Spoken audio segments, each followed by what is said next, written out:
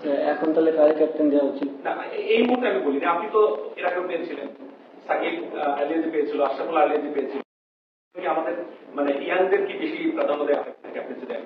আপনার এটা কি মনে হয় উন্নত বয়সে দেওয়া উচিত না? না, আগের অ্যান্সার আমি দিতে পারবো না, বাট আমার মনে হয় এখন যে টিম আছে, যদি আমি এখনকার টিম কাউন্ট করি, তা আমি মনে হয় most senior as a T20. তাই ইয়াং তো আমি না। আপনার ক্ষেত্রে মনে নেই এখন বাংলাদেশ প্রেক্ষাপটে কি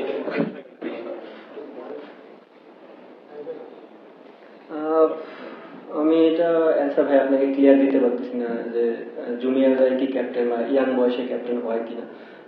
আমি যবে থেকে টিমে ডেবু করেছি, ক্যাপ্টেন ছিল মোস্ট সিনিয়র মাশরাফি বিন মুর্তজা।